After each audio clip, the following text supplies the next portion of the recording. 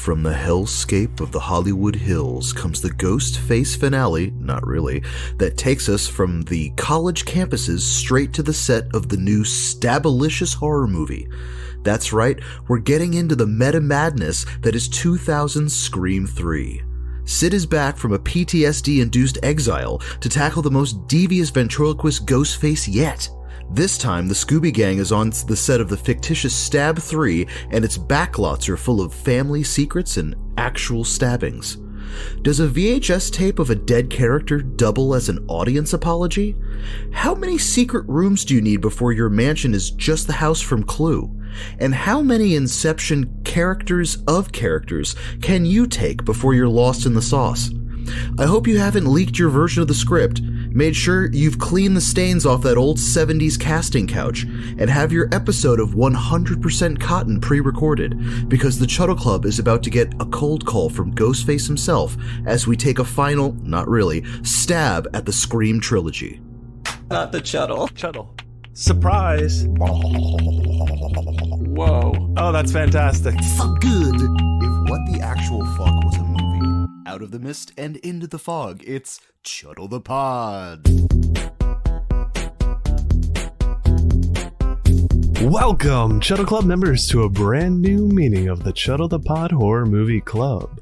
My name is Bryan, and I am joined by my co-occupants of the pod, Ross. Oh, hey. And Sam. Sup? Tonight, we take a stab at making it in Hollywood as we discuss 2000's Scream 3, currently streaming on Paramount Plus. But Ross was having some troubles. Oh my god, every time. I watched it a few different ways, actually, and I watched it Paramount, on two different devices issue on Paramount Plus and had no problem. Yeah, double device boy. Mine is just, it's literally 10 seconds into the movie, the audio continues, and it's just a frozen still frame. So I've been renting them because I can't find my Blu-rays anywhere. Oh no. Well, hopefully Ross will find his Blu-rays, and hopefully you have a way of watching it too, because we want to let you all know. Welcome to any new club members joining us for the first time. We keep it spoiler-free up top, and we will let you know when the spoilers are revealed. Ooh. Can't forget about our Patreon as well. Those coven of witches are our bread, our blood, and our life force, because their souls and their sacrifice are amazing, and we thank you for them. That's right. Thank you. Thank you. Now, with all club members present and accounted for, it's time to crack open the goo book and officially begin tonight's meeting. First order of business for tonight, our spoiler-free toe tagline. This one's here. While Sydney and her friends visit the Hollywood set of Stab 3, the third film based on the Woodsboro murders, another Ghostface killer rises to terrorize them. Oh my god, that is horrible. That is like ChatGPT. That's the worst one That's yet. That's the worst when one. it first started out, wrote that one. That is so off. We really need to... Sydney and her friends are just like, it's just like hanging out. a trip to Hollywood. 3. That is so off. So I would say if I were going to do one, which we really need to, however you got to do this, I'll look into it so we can start putting in our own. I would say Sydney comes out of hiding after a killer takes a stab at the new franchise, Maybe, or just unearths family secret. I don't know. Family secret. Something about Hollywood you got to fit in there. So I don't know. Yeah, Sydney has been in hiding for 2 years. Blah blah blah. Who fucking knows? I'm not. She has to return to the Hollywood set of blah blah blah. You know, nailed it. There's anyway. Some amalgamate, like combine all three of those in whatever way you want. That's better than what the fuck they gave us. Who made this one? Scream 3. Our good old goo god himself, Wes Craven's back to direct it, and this one's written by Aaron Kruger, the guru. He's one of them, yes, for sure. Some of our key players in the film, Liev Schreiber as Cotton Weary, Nev Campbell obviously returns as Sydney, Courtney Cox, David Arquette. We got some whole bunch of people. Patrick Dempsey returns at the voice. Yeah, Roger Jackson as the voice. Jenny McCarthy. Lance Henriksen is in it as well. He's a producer. for Stab 3. Yeah, so those are some of the big ones. You obviously there's some cameos in there, but we'll leave those till we get to the spoiler territory as well. Your big stars, and then some other ones sprinkled in, because, I mean, any good Scream movie is going to do that as well. So next stop is over to the Gore-O-Meter. It's time for the Gore-O-Meter. Fatality. Basically, on a scale of 1 to 10, Psycho to the Sadness, how gory is the film? What are you all thinking here? Man, this is gonna be low for me. I gave this like a 4. Like I didn't really think it was super gory in comparison to the other films. And it's kind of, I don't know. Even the consistency is it's a 2-hour movie, so it's kind of, I don't know. I have it at 3.5. You don't have to. Yeah. Yeah. I mean, it's notorious for not being gory, especially compared to the first two. Mm-hmm. Right. Well, I'm in Scream fandom, at least. Oh, totally. This is like action Ghostface. Well, yeah. I'm sure Brian's going to mention it at some point. I mean, what'd you give it, Tim? I'm sorry. What is your coming in at? 3.5. 3.5. Yeah, I give it a 2.5. I still give it something really low because it's not. So we're both lower than you. Damn. All right. I felt like you were like really had to defend yourself. Yeah. And no, I feel all right. I'm honestly, I'm gonna sit with you at a 3.5. I'm gonna nestle right in there. Mm-hmm. Yeah. Well, like I said, I'm sure Brian would probably get to it at some point, but I'll it's touch on it. Columbine. So, but yeah, that thing. makes it an average of about 3.2 for us over here. Okay, so the only place to go from there.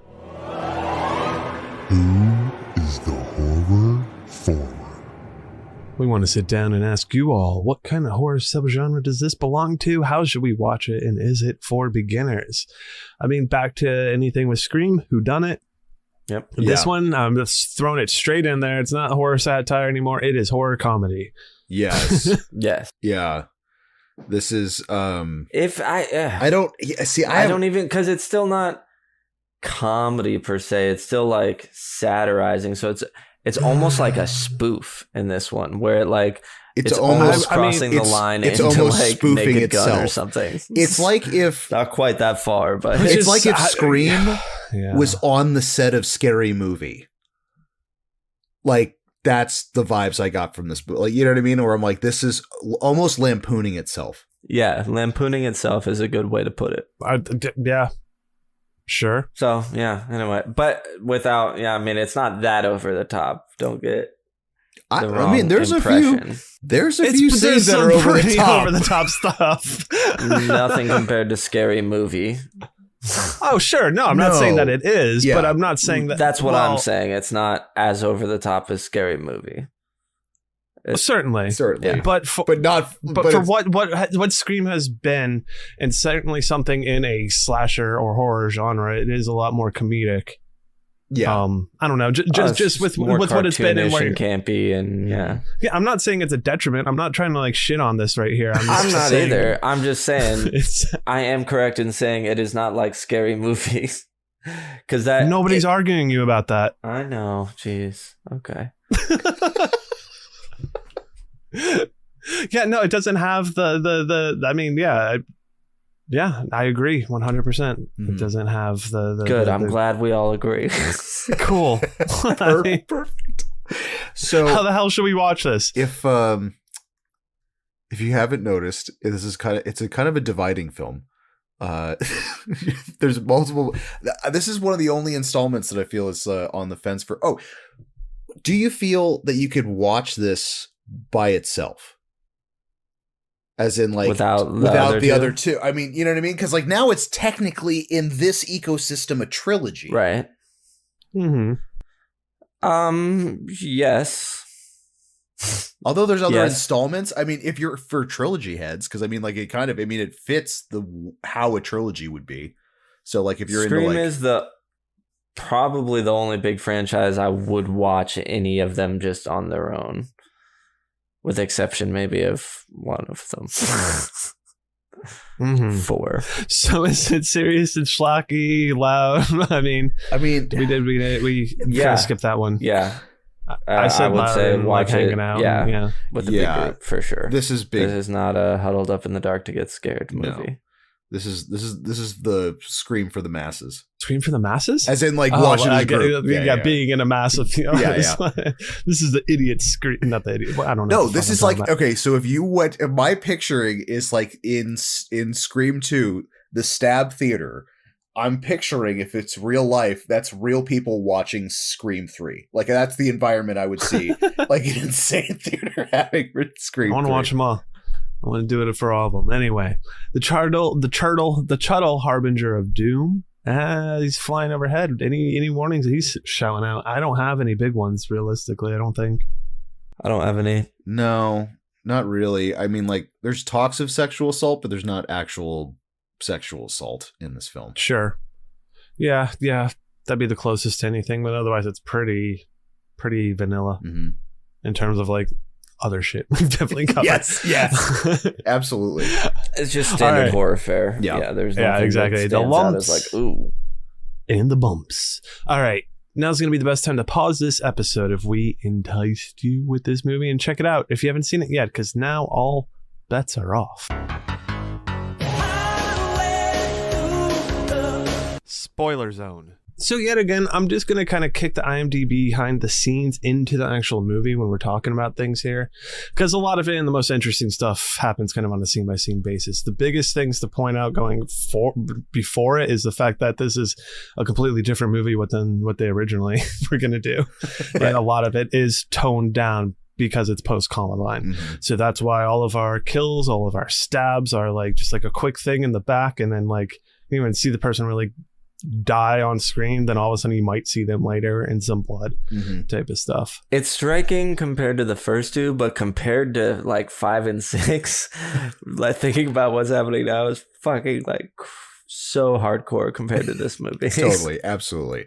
Like this one, dare I say, you like with minimal editing could easily be on cable.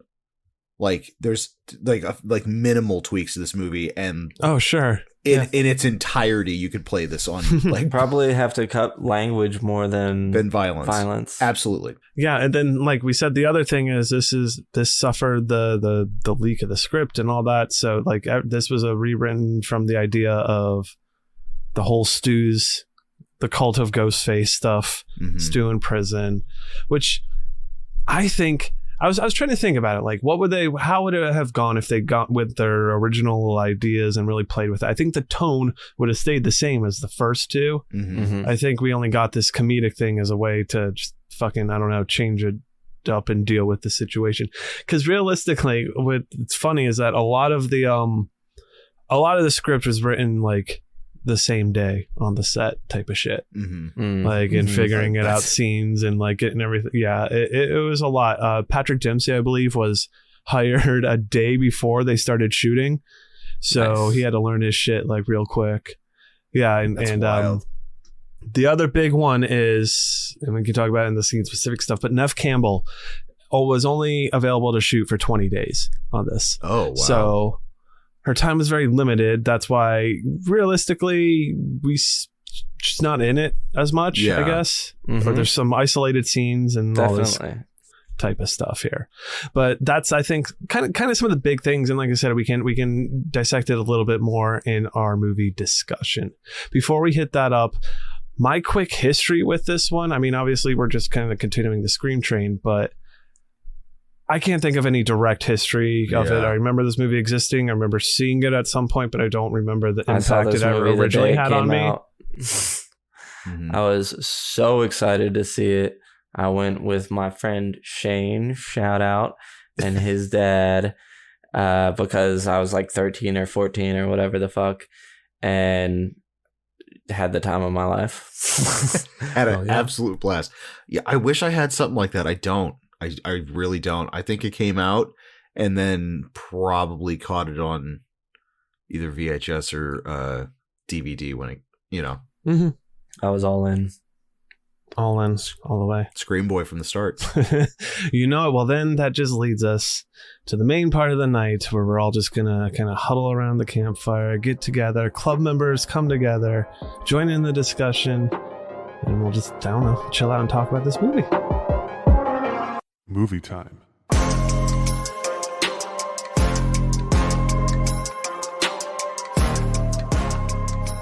we're gonna get into this movie. Intro with Cotton Weary coming back, stuck in a traffic jam. Yeah. Getting a phone call. Cotton's stunt driving in this scene is awesome. Just running into the back of a car. And then the weird sliding all over the place. Like everything is like Tokyo drifting through traffic and shit like that. Hell so yeah. it immediately starts with that meta screaminess because Cotton is complaining about his role in the new Stab 3 movie. He's not going to do it for less than $1 million. Less than $1 million, and it's a cameo. Yeah. And he goes, have you talked to Kathy about that Navy SEAL script yet? Which is so funny to me because it makes so much sense to me that Cotton Weary as a character would picture himself as a playing a Navy SEAL in a movie. Oh, absolutely. I think Liev Schreiber thinks the same way too. Based on what I've heard about him and like behind the scenes stuff, he seems very like there's a part when he takes his jacket off. Yeah. Because Liev Schreiber wanted to show himself. He had like been wanted to be like show himself. I've been off doing push-ups more, like, and I want the world to see this. Didn't we mention in Scream 2 like he wanted to shoehorn his dog in? He seems very but that was like a very sweet, like it was a fun thing. It's you know, Sam. It always starts. He sweet. seems very insistent on things. I started listening to the commentary on this one here. It wasn't that interesting, so I kind of fell asleep. But it was with Wes Craven and some of the producers and stuff. The producers just felt very producer-y. But they mention like, yeah, he was like, Liev was very insistent on this, and then he mentions a few other things as well. Right. But yeah, I love the whole 100% cotton. We get that. Yeah, me too. I want a 100% cotton shirt. Hanes, I think. Like not. I mean, I have a few, but you know. Well, yeah. I also do. I really like that. Ghostface now has a new upgraded skill, and that is changing his voice to sound like other people. Anybody. Like I think that. Yeah, you want to get into that already? I mean, because it happens. I mean, we have the girl caller that turns into Ghostface.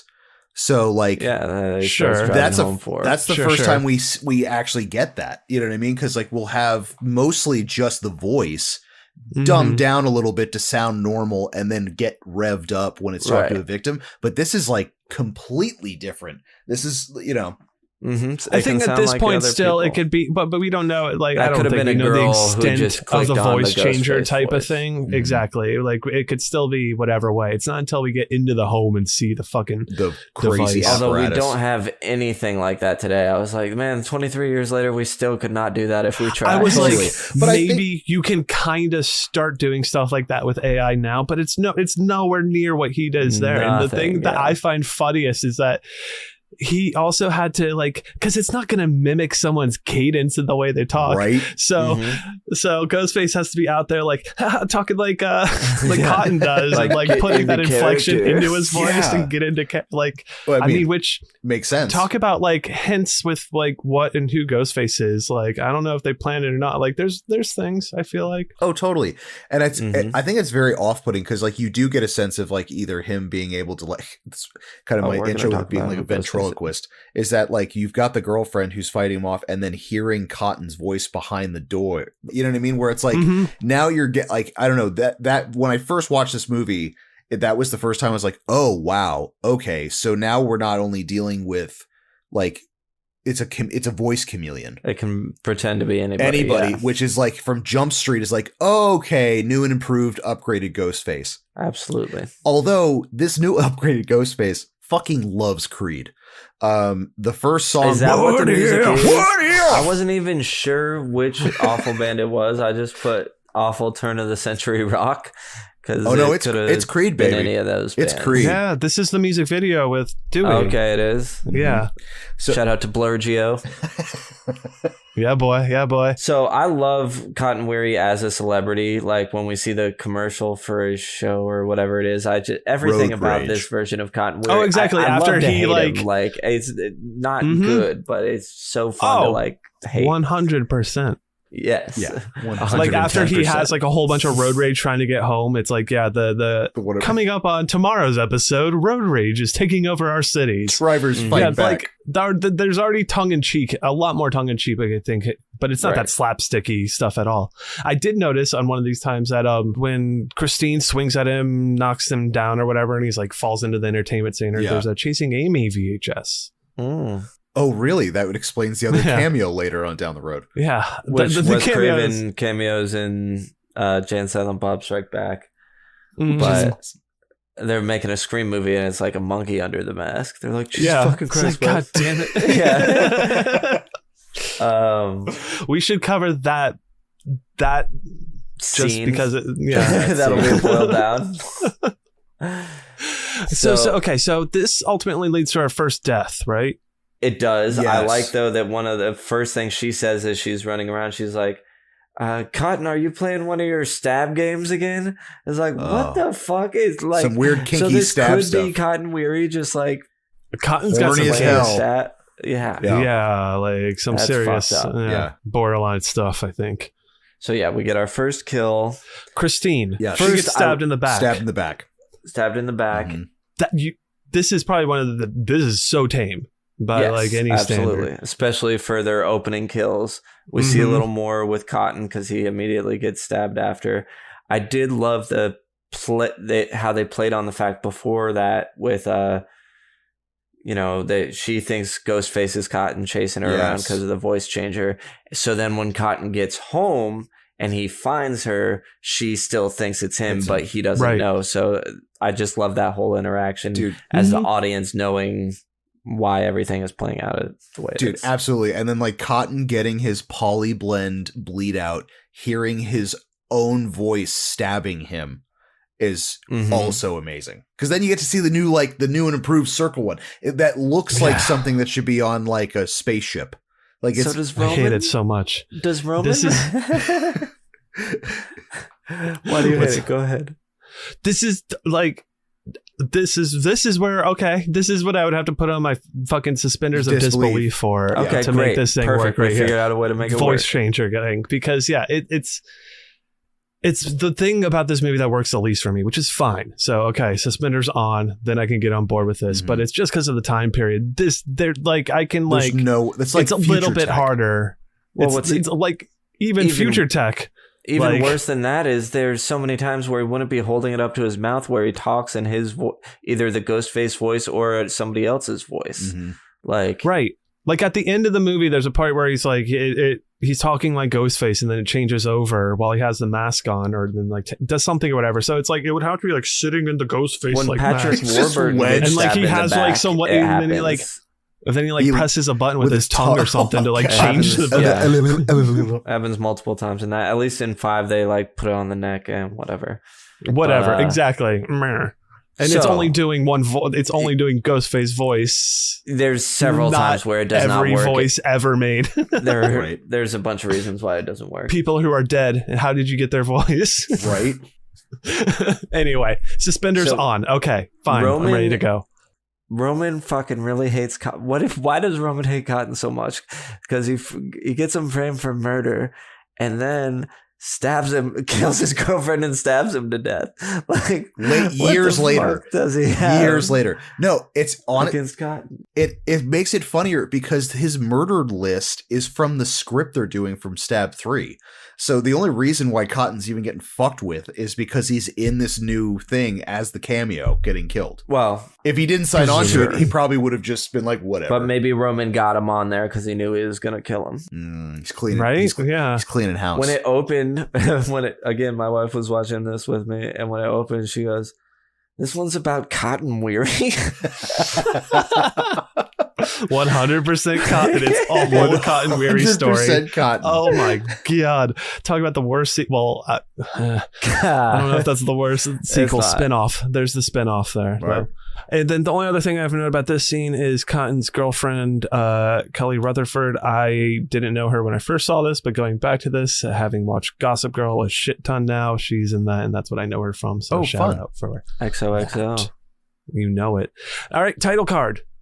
Yes. Scream 3. Okay, so the studio going nuts scene right after that is almost vaudeville-esque, kind of like comedic, as in like all the press people out front scrambling around. And then I love the tight shot of the studio doors closing and then just two silhouetted beefy security guys like nodding like synchronized All nodding. of this is to Red Right Hand. Yes, we get our red right hand pops in. Before that, don't we get Sydney's introduction right after, or is that after the studio? No. My first note is Sydney's introduction. Sorry, yeah, she's working remotely, right? Because she's at a women's crisis hotline. She's working for the Women's Crisis Hotline. Mm-hmm. One of my note is that she has a flyer for the Windsor College like production of that play. She was, I guess, still went in. Still wanted to remember that. Well, didn't her boyfriend die on the star warrior, that was in that play?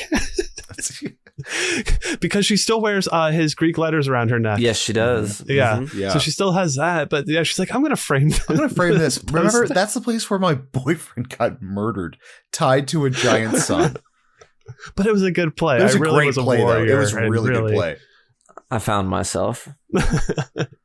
That was my biggest note of this scene here. So my note for her being out on her own, she's working as a counselor, taking these phone calls, and we see her phone.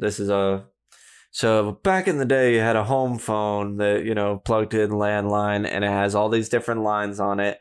It also has numbers saved into it, so you could just press a button and call and not dial. Speed dial, so it's got baby. her home and office, and then the speed dial is all emergency contacts, your cops, firemen, I think vets on there, a couple other things. There's two humans on there. One is Dad and one is Dewey. And I just thought it was so sweet.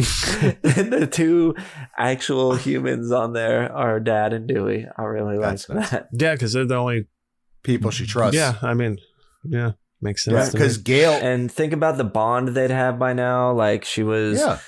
her best friend, he was her best friend's older brother, and that she died, and then I mean, she's probably grown up with him. Like, I don't remember how long, her and. I don't know if it's specifically said, but definitely they had time together before then. Yeah, for sure. Gail Weathers at this point is just straight up Gailing it up, like from Jump Street. Like, we get the podium. Oh, very gaily. Oh, very gaily. Yes, yeah. We get her intro with worst hair. So we start getting Gail's intro with Scream 2 best hair, straight to worst hair now. Absolutely, I'm 100% with you on that. Although a few times when we saw her in different things, especially at the end, she has a couple little like barrettes or something in her hair. Anyway, Sam commented on how it was just like so turn of the century style. It's awful now, but it was very of the moment. Which makes sense because all these movies are very of the moment. The fashion in some this just one holds is up and some doesn't. I love when she's giving her little speech. One of the things that always stood out to me is the student who stands up who looks like he's like 45. Yeah. He's like, so you're saying to slit throats to rise to the top? She's like, well, metaphorically. He says, so tell me, Miss Weathers, was it worth it? And then the whole thing ends. That's an Arquette. Like, damn, what a moment. Mic drop. Fucking feel that, Gail. That is David Arquette's brother. Really? Yeah. Fun. He looks old. Right? He doesn't look like a college student. And then after this, then the detective, she meets with him, and she has a good line of, I swear on my Pulitzer Prize, which I plan to win one day, detective. Yes. Love her. That's a good interaction. There's another good line in there. I didn't write it down, but there's solid stuff. Detectives got a photo of Sid's mom that was found on the body of Cotton. Yes. So we were like, I'm just gonna put this here so everyone knows this has something to do with a young Maureen Prescott. Yes, there we go. Perfect. Okay, and then this is when we get the nutty. This Ghostface is full of theatrics, different level of theatrics. It's very. This is very theater kid Ghostface.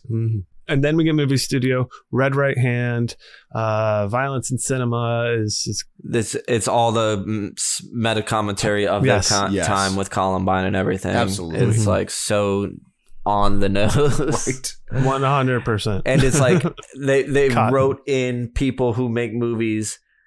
Like, people who make movies wrote in characters that are people who make movies talking about their limitations of the time. It just gets so fucking insane. Screamy, meta, convoluted. I did like they bring up the fact that it might possibly be a Psycho fan because they killed Randy in part 2.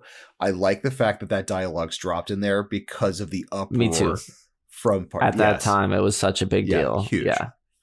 Which is so funny. I've gone from that guy to fucking let's get him.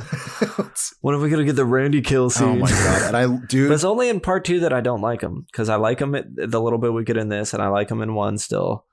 So it's just Scream 2. I have comments on him once we get to his scene for sure. Oh, 100%. I do like the part. My next note is goddamn. Go ahead.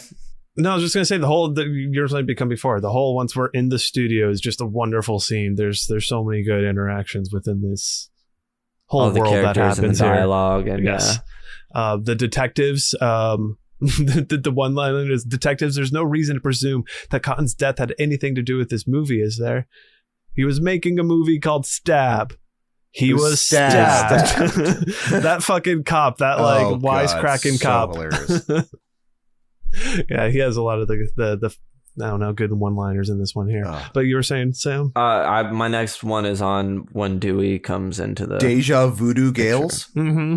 Yeah, when Gale meets Gale, that's my next moment. Oh God, I love that. And Dewey's fantastic battle of wits. Oh, just ridiculous. Very much so. Yeah, and then Dewey pops in. I love Parker Posey in this movie as. Is it Jennifer, right? Mm-hmm. As Gale Weathers. As Gale. She's so great in this movie. Good. I know some Scream fans don't like that this is more of a her movie and Gale loses some shine, which is fair complaint, but I'm here for it. Sure. I mean, I can see that as being something people would say, but totally. Or I am here for it as well. I honestly, I like that aspect of this, that like having, because I feel like we're still getting Gale. You're still getting the because these are characters of characters. So it's like, it's almost like this warped perception of like, hey, if we could just kill off the entire cast, how would we do that?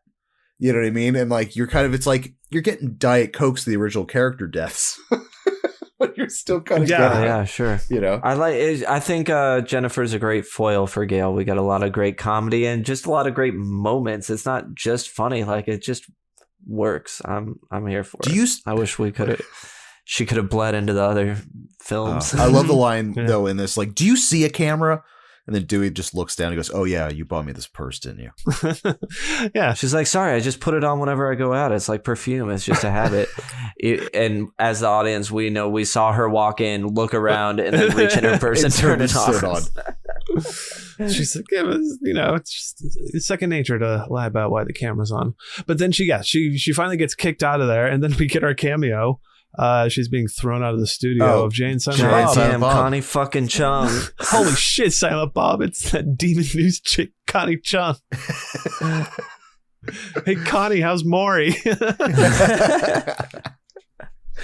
And apparently the only reason I could find that this happened is producer just thought it would be funny. That's hilarious. Awesome. So it got in there. The one thing about what Dewey's doing there, I don't really buy that Dewey would have been a technical advisor, consultant or whatever it is. It's right? Very out of character for Dewey to be like, oh sure, the movie about like these experience of me, all my friends and my little sister dying, like let me come make sure you don't fuck up. I just thought that he was happens. I don't know. I thought he was just banging the doppelganger because he broke up with the original, and then I mean that's essentially what it is. He's chasing he wants to be with Gale, but has ended up with this version of it. Mm-hmm. But yeah, it's very loose. I feel Brad like Pitt's sloppy seconds. Oh yeah, do you think Jennifer Aniston was with Brad Pitt at that time, and that's why it was a funny joke? That was something I thought. Maybe we get a few Friends jokes in these movies. Mm-hmm. We sure do. My next note is about Sarah Jen McCarthy and her scene. Oh, I have a note about Sid's dad just being really fucking serious when he talks to her. Yeah. Then we also get the dream scene with we get a into the fucking window. Dream sequence in this, which completely threw me off because like we start getting into like dad and Sid talking about her like Unabomber lifestyle and like maybe not do that. And then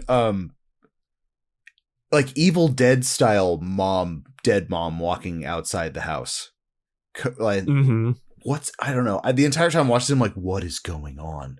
You're a poison, just like me. They'll do it to you. And then just the.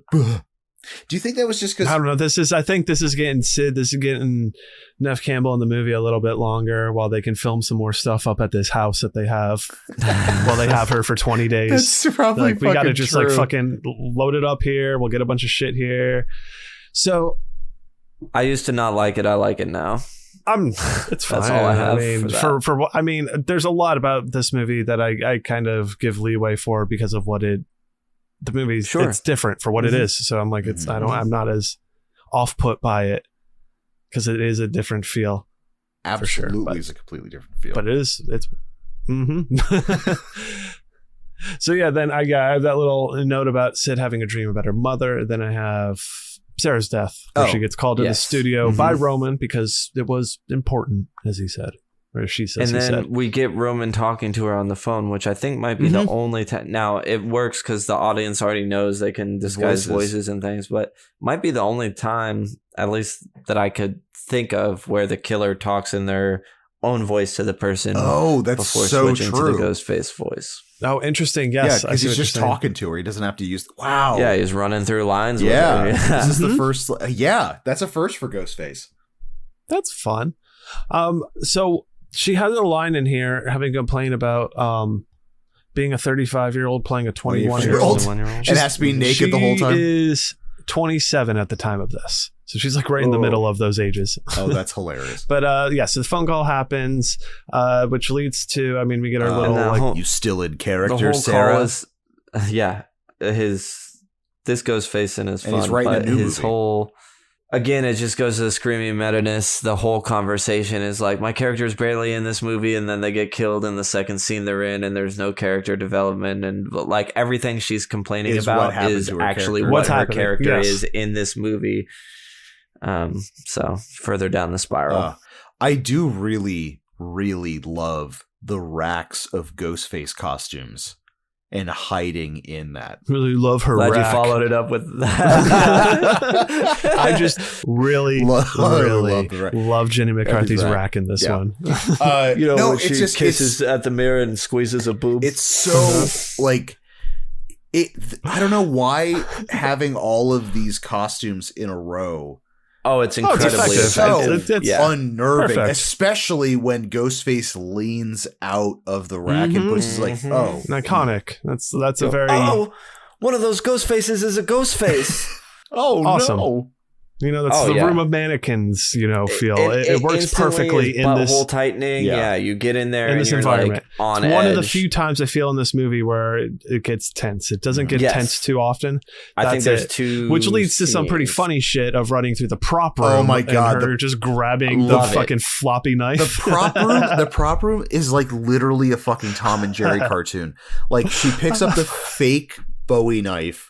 And like it's like, oh fuck, so and it's all flopping her. She's like, God damn it! And then she grabs I think it's a machete or a sword or something like that, and then hits him, machete. and it just bends, and it bends like around a his fucking arms. Tex Avery cartoon. And you're like, oh my god, it's perfect because it's like, I mean, that's kind of what you would probably instinctively do.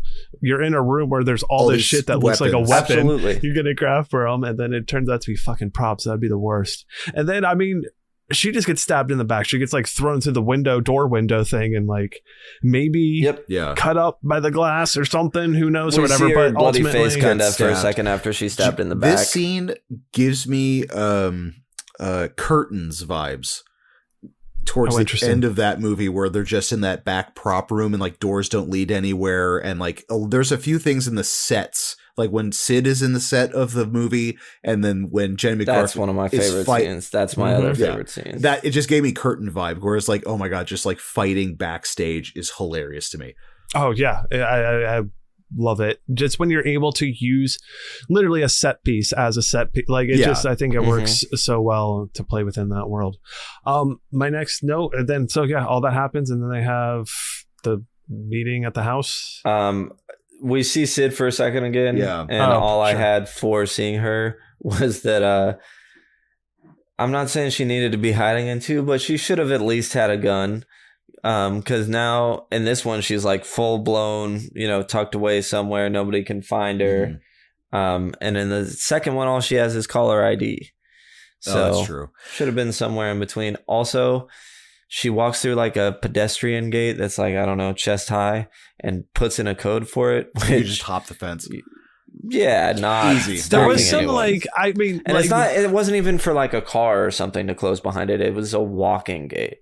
there was some sort of like wire, it looked like, that ran along the top. I'm like, not that it would do anything, or it'd be like an easy way, like it's some sort of like sensor wire, but like I'm like, you could still easily just hop get over that thing. Yeah, I guess the only thing that when Dewey and Gale were kind of talking about their relationship, I do like the fact that they bring up that someone from the film was trying to get Sydney's file from the police station and then broke in, but Dewey had already taken the file out.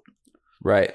Previously, Dewey's the fucking man. Dewey a boss. Can we talk about the bodyguard? Yeah, my first note is I can't take Patrick Warburton seriously. Putty? Once we get to Putty this scene. Oh my god. Oh my god, dude. I cannot. Crunk. Just, oh god. And he's doing a great job of keeping a straight face the entire time. Yeah, it's just at this point we're so far down the road with him at this point from him voicing a shit ton of comedy. Being able to be taken seriously, unfortunately.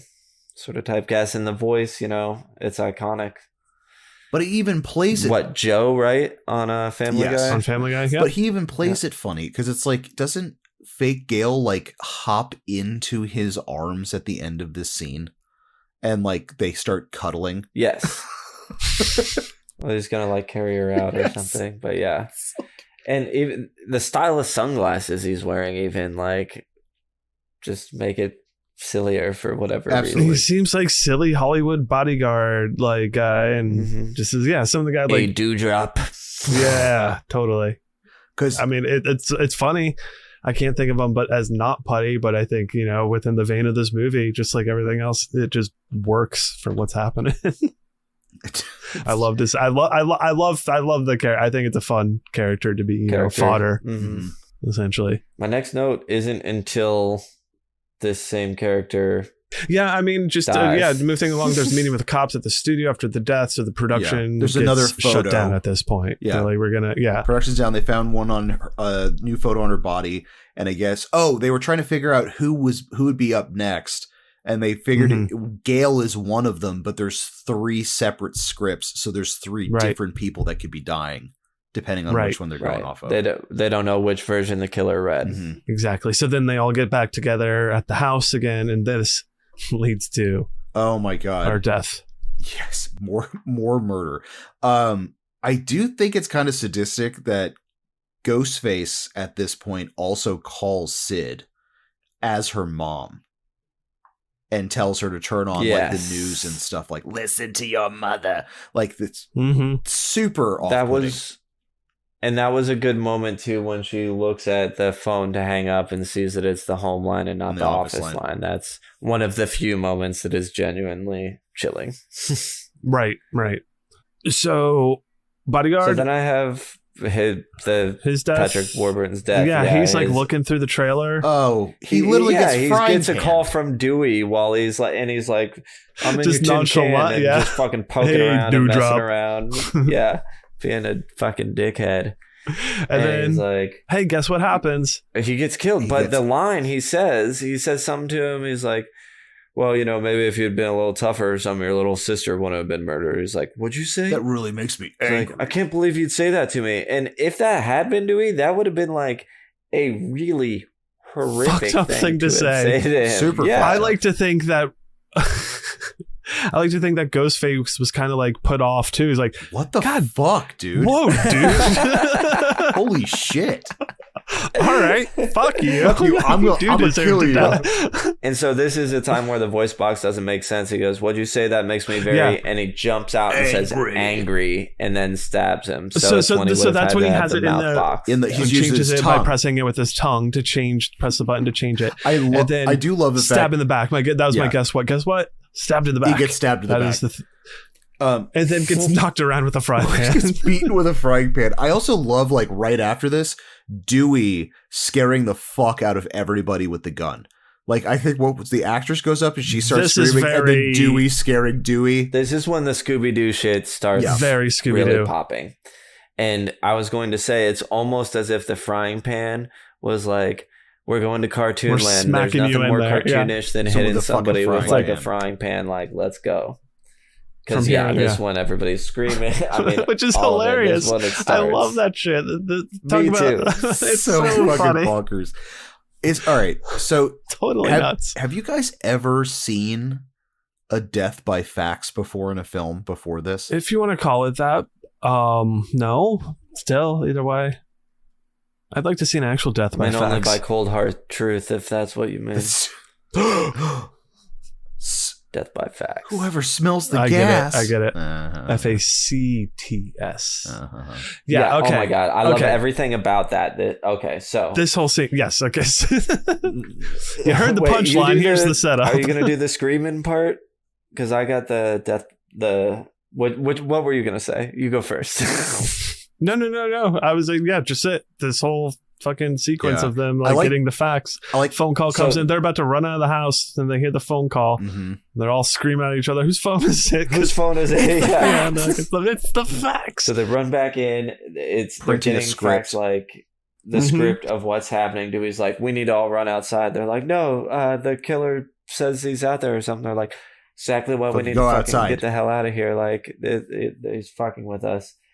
But the whoever smells the gas bit, this bit where, so everybody runs outside except for the guy playing Dewey in Stab 3, Mhm. who stands alongside Parker Posey and Waiting for Guffman, for all you Guff heads out there.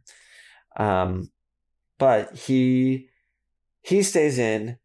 There's like a fax machine in another room, right? Because he goes to another room to He's get trying to find a light. Oh, right, because he can't read You it. all can't the read lights go it. out. Yeah. So he goes and gets a lighter. And he needs a Tom. lighter to read, but he can read the whole page Except the last three Except words. for this last part. the last like 3 words where he lights it and says, "Whoever smells the gas first." And as the lighter's lit, and he can say "whoever smells the," but like as he's saying gas, that's when it ignites, and it blows him up. Smart cast. And it doesn't just blow him The up. whole It blows house. up this whole goddamn house like it was packed with dynamite,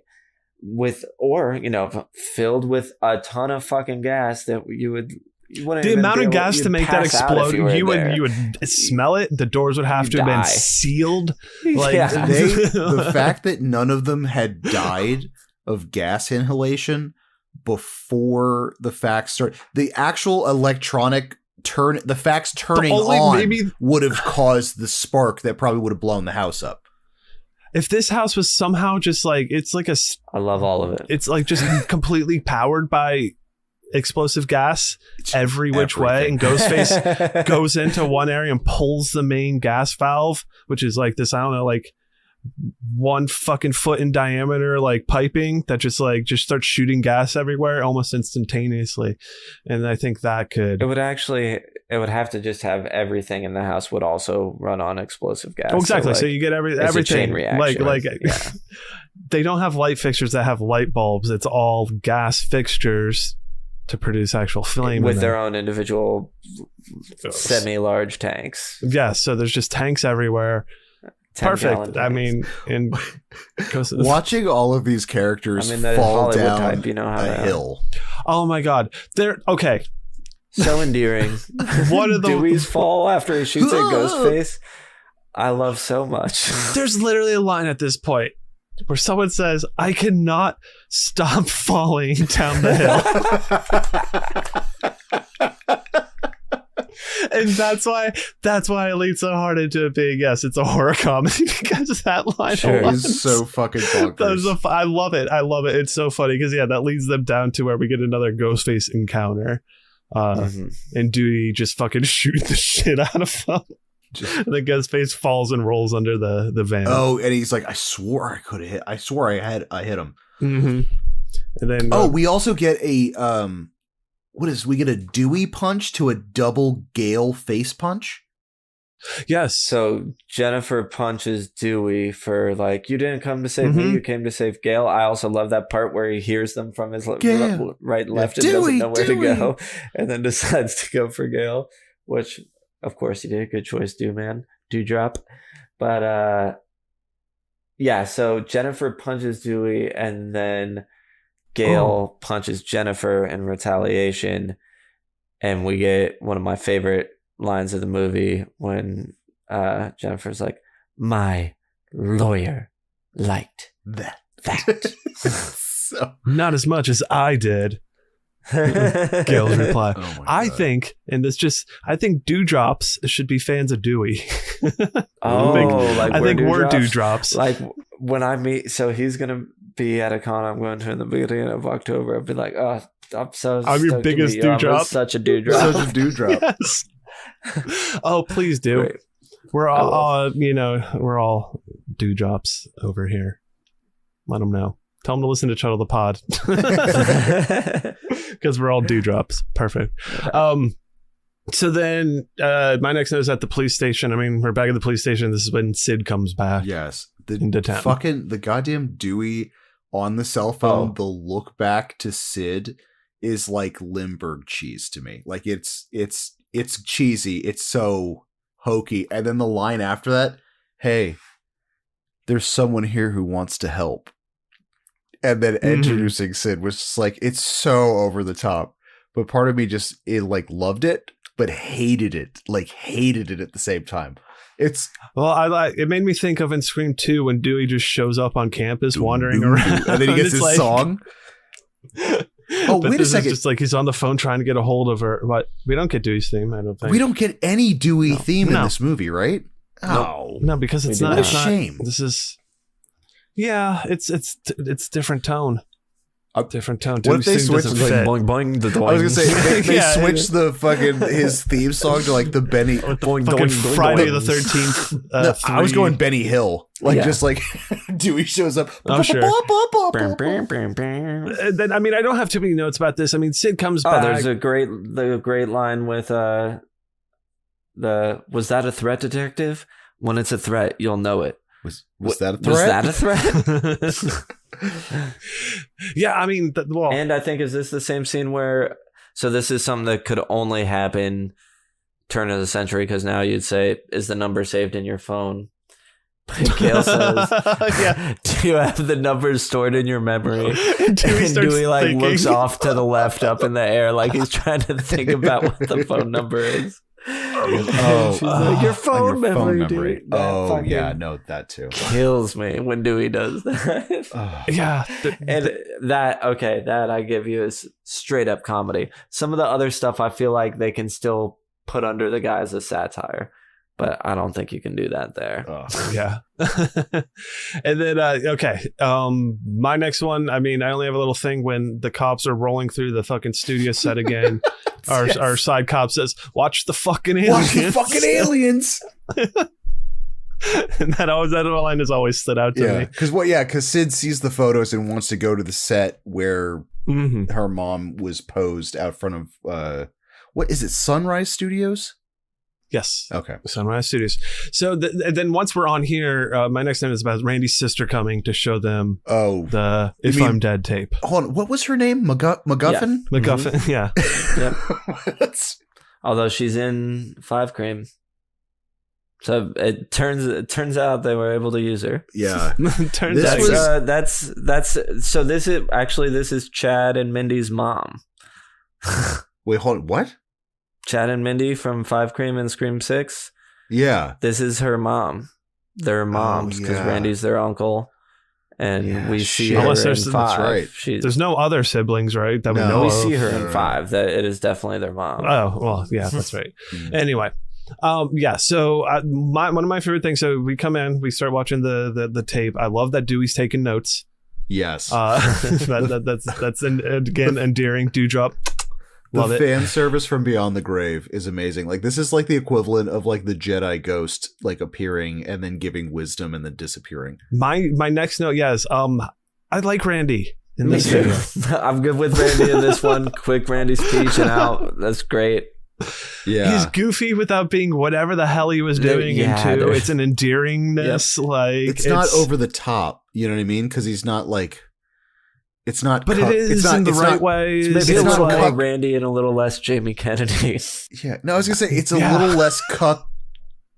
You know, Randy, as in like 2 is just this weird. He's not in a weird like British accent half the movie. Mhm. Like it's just not half the movie. it's like 3 He lines. did it in for like Scream 3 4. lines. I know, but it Classic feels Ross, that but it hyperbole. feels like it's half the movie. You know what I mean? You're just like, God damn it! This was just enough Randy to not get upset about it. Yeah, no, this was good, Randy. And again, I like Yeah, him in yeah. 1. There is just some about him in 2. And part of it is, even though it is very brief, that British accent really kind of sums up, it really distills the problem of Randy in 2. Exactly. Mhm. 100% cotton. So then I'm going to start trying to say that whenever I have to do 100%, it's just got to follow up with cotton from now on. for sure. But yeah, no, I like it in the video starting. Give me 15 minutes. Yeah, it's all just like, fun Randy stuff. I do But like this is his- where we get our trilogy rules. Okay, never mind. Yeah, go for the rules because mine's the last bit. Perfect. So 1, you got a killer who's going to be superhuman. Stabbing him won't work. Shooting him won't work. Basically, in the 3rd one, you gotta cryogenically freeze his head, decapitate him, or blow him up. 2, anyone including the main character can die. This means you, Sid. I'm sorry. It's the final chapter. It could be fucking Reservoir Dogs by the time this thing's through. Number 3, the past will come back to bite you in the ass. Whatever you think you know about the past, forget it. The past is not at rest. Any sins you think were committed in the past are about to break out and destroy you. So in closing, let me say good luck, Godspeed. For some of you, I'll see you soon. Because the rules say some of you ain't gonna make it. I didn't. Not if you're watching this tape. It's great. Tear. It's a great last line. So long, Randy. Right? Send off. Love it. You Good got way to some do great it. nieces and nephews, I'll tell you what. I'll tell you Yep. what. What? So yes, Ross, you were saying? No, that just for I'll see for some of you. I'll see you soon is such a morbid yet Randy way of closing out a trilogy, especially the fact if he knows he's doing it if he died.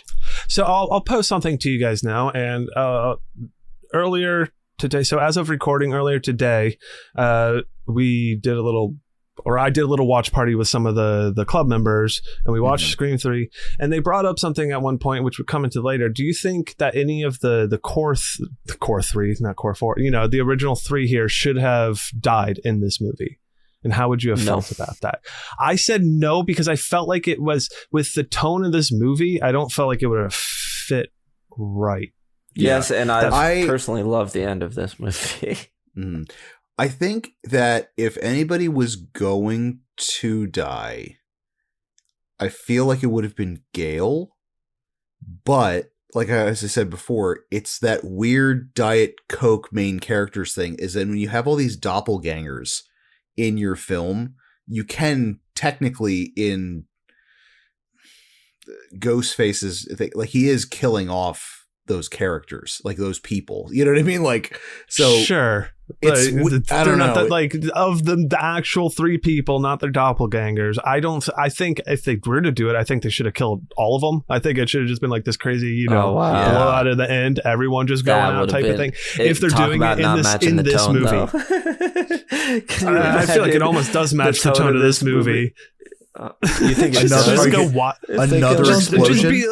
just fucking, it just is whatever. I don't fucking know at this point. It didn't seem like, If I don't know. if Roman had C4 planted onto his body and then hit a button and blew up everyone, that would not take me that far. I don't know out of what this it is. universe. but I was thinking, because I was just trying to think of, like, again, going back to the original thought and like what I would have understood, I guess, maybe one of the main three dying in this other Scream 3, the cult of Ghostface type thing, Stu coming back.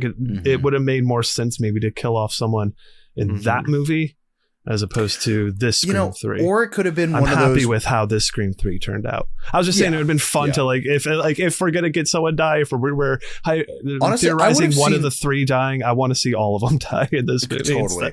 Or I would have or honestly, for me, like Sid would have been a good one too, because it would have been like Ghostface. It's like the immovable object versus the unstoppable force, and when they collide, it's like, I don't know, having both of them die at the end, I feel would have been a very fitting conclusion to a trilogy, as in like, sure, it just seems like that seems too epic for the tone. It would not match this movie at all.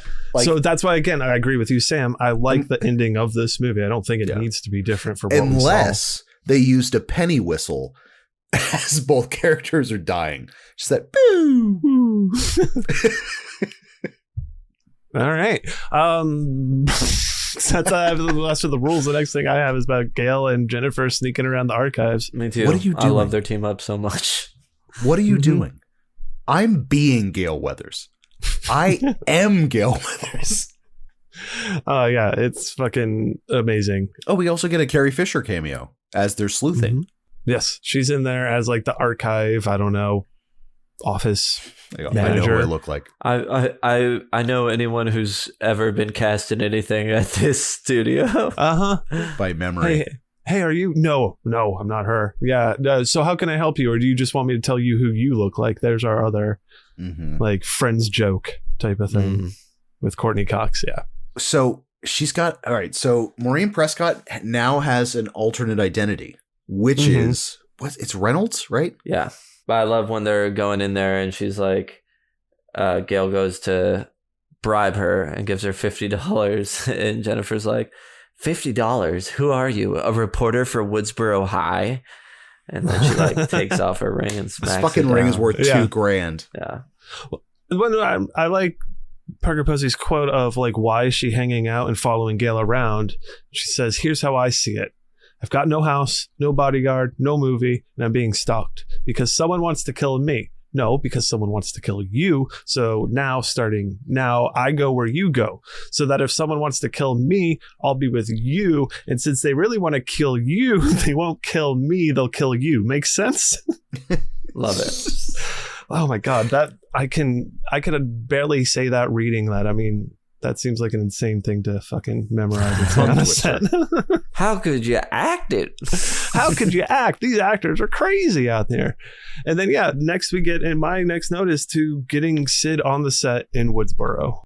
Yeah, I have one before that. I have the reverse bathroom scene where Sid's in the bathroom and the feet come up instead of come down like they do in one.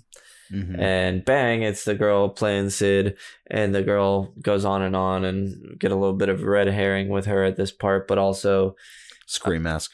She says something about how she just wanted to make Sid proud, and Sid's like, I'm sure you would. And I was just like, God damn, Sid, still so kind-hearted after all this. Now I have the movie set because I love this scene. It's great. Much stuff in here doesn't work, there's so much stuff that does work. I'm a big fan. I am this whole setup I feel is super interesting, and like having the Sid's house and then but I'm super confused in the Stab timeline. Why Stab 3 is and all the Stab Scream 1 stuff. Exactly. Yeah. Where I'm like, I'm so utterly confused on like why. It's called Scream Stab 3 Back to Woodsboro. Yeah, Return to Woodsboro. I'm guessing they can get that. That's how they get away with that. They want to. Yeah. But I think at this point, I'm with you. Because this is Stab 3.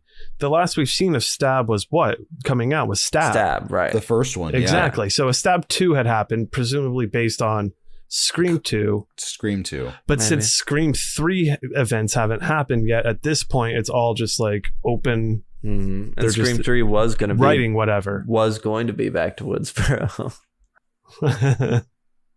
So then But I love, her running up the stairs, throwing shit at Ghostface. It's sort of classic screaminess, but on a Scream set just to make it more, or on a Stab 3 set just to put it more into the weirdness. It is, but I also like this. Some of the things like getting flipped on its head. Like we get the Ghostface double door pump fake, where it's like she does the same thing with pinning the doors against each other that saved her the first time, but Ghostface is right behind her in the window. Because it's not the second story, it's on a set. It's not the second exactly. That moment works really well. I love that she has a Creed poster in her bedroom as well. So like which is different than the original. That's the Indigo pushing Girls, Creed so hard. Yeah. But the this is the return to Woodsboro. It's not the exact same setting. Right. That already happened. Stab has already happened. She's grown up. This is now she listens to Creed. Yeah, exactly. The stairs. So in Scream 2, you have the bicycle scene going through. I feel like they had to top that by having an entire push cart full of papers and books and a bunch of other shit to go Production down the card stairs of some sort. Yes. Know what they did. I was like, that's amazing. Yeah. I love Sid running to open the door and almost falling down, but like hanging behind it, and then Ghostface runs and just full on Ghostface is out onto the bed below. Oh, no, he doesn't there. He opens the door and then I believe it's like she pulls him into it. Yeah. Because this is another note I have is that he almost opens that door like he knows that it's a false door and there's nothing behind it. It would make sense for him to do that. He knows his way around that set very well. This Ghostface. Exactly. Which again, I would mention it to call Ghostface they. Sorry. They. Yeah. But at this point, I know. I just like to think of Ghostface as a them. The entity Ghostface. GF, baby. GF doesn't fall out the false door, and then we get Sid being like fucking like bombarded with so many different voices. He must be fucking like clicking through that thing. Oh my god! Right. So was the first time that happened movie magic, or was it just going through her head when she's like sitting in her bed in her old room hearing things? Is she actually hearing it, or is that no? I think she's just like the psychological thing. Yeah. Yeah. Interesting. Because by this point we get fake mom it's fucking Ghostface just fucking going through, just freaking her out and just like I think when she's the second time I think it's totally on Ghostface. This attack, right? Yeah. Is what I'm talking about. When she's originally in her bedroom, she's going like, "Oh, what about a PG-13?" She even says it along with Billy. She's reliving it in her head. At that point, yeah, for sure. Okay. No, it's Ghostface is standing in the corner, like replying and saying a lot. Cyrano de Bergerac, just like this. That felt like that really happened, but that must have just been in my head. Yeah. And then I like the Friday the 13th Part 2 Jason Ghostface in this. That's underneath the body bag and then just walking around. I thought was like he's just like literally just sitting there going like, "Oh my god, is she gonna pull it?" How did he know he was dreaming about her? Like, why would that? How did he know it would freak her out so much? Maybe they have sibling connection. Just that connection. Well, a sibling connection. Also, if you're going to traumatize someone, faking being their mother in a body bag in an exact replica of the way that she was brutally murdered could probably psychologically I think that's trigger. I think it's a big that's a big window of like, okay, I could probably that might mess with her a little bit. Agree to disagree. Did they stop making this movie altogether? Because if they did, there's no way any of these sets would still be up. All of this would be like torn gone. Down. Yeah, I'm not sure, and I don't think it's ever really clarified. Maybe I know production was halted. I don't know if it was completely stopped. Next thing I have is Roman complaining to the producer. Variety called me a pariah. I don't even know what a pariah is. Why couldn't someone have killed the cast of Stab 1 or Stab 2? And then I like how he's going off, and he's like, Milton's like, it's going to be good for your mystique. And he's like, oh, you think it'll give me work? Yeah, do you think it'll give me work? Right before they burst in, the pacing, all that. Awesome. Yeah, and then we get them coming in, and I have my next note is just Jennifer going full Gale, and I love it. Yes. Absolutely. You're obsessed with her, and you're obsessed with her daughter. Whoa. It's so good. And so they come in, confront him. They're saying, "Hey, what do you know about Maureen? Because we know that she worked on your movies back in the day." Mm-hmm. Right. Every time I see the scene, I am distracted by the diving board attached to the side of the building just outside his window. If you guys, I've never oh my God. noticed that. Oh my God. Okay, keep talking. I gotta find a picture of this. Is this our version of the Ed Harris dancing? Maybe, except this is something you've never ever seen in your life. Like, yeah, versus you've he seen saw other the white dancing. people dance. I did. You did. Yeah. All right. Fair enough. Oh well, I mean, we gotta get the big reveal that Maureen Prescott was basically passed around at like a producer's party, and then assumingly, and kind of said it's like she didn't play by the rule. Like a lot of nasty stuff happened in this producer mansion. The producer, he's all like, yeah, this is just what we would do back then. My parties were known for, like, you know, you would come and the guys would get what they want and blah, blah, blah. And I'm like, oh God, you're skeezy, but so I see what they're saying. Which completely makes sense when you get to his actual mansion, because it is very weird. I mean, it just reminds me of Clue, but for perverts.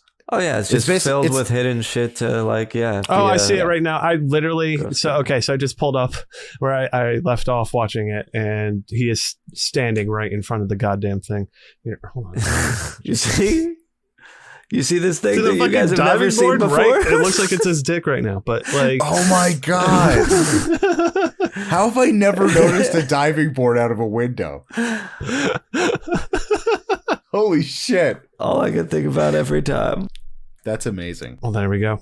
All right, we did it. Yeah, so my next notes really just take us to our final party and partying, you know, quote unquote, but hanging out at the mansion. I have something at the police station. Sure. I love when Sid's talking to the detective about trilogies and stuff, and then he's walking away, and she goes, "What's your favorite scary movie, detective?" And he walks back across and leans in really close to her face and says, My life. And then she goes like, mine too. Mine too. Uh-huh. Yeah. Incredible. Ridiculous. I'm here for it. Now I have the party at the house. Mine are my notes are a little fast and easy on this one because there's just so much happening that I love. Absolutely. To write it all down would just be insane. But when they get there, this is when we're Tyson. Again, it's still in cartoon world, and we're gonna go full Scooby Doo. Yes. Literally, this is when we go in a fucking literally Scooby Doo. Yes, this is Transformer. Scooby Doo. The whole third act is just the Harlem Globetrotters. Note right after about to show up. I'll go ahead and read my next two notes. Do it. So one is, this is on Dewey. Tyson says this about him because Dewey and Gail they all show up to this party, and he's talking about these movies, and he's like, every time this dude enters a room, he's a goddamn shish kebab. Which is just a great line about Dewey. So funny. My next note is the entire third act is very Scooby-Doo. Oh, 100%. So I like the reveal of because Roman goes into the basement to investigate and flashlighting and all that kind of stuff. Mm-hmm. And then very curtains. Very curtains. Mm-hmm. I mean, this guy's got like aliens and a casket and a bunch of other stuff. But then Gail goes down. Yeah, so Gail goes down to also investigate. And then we have Roman stabbed in the chest with a knife.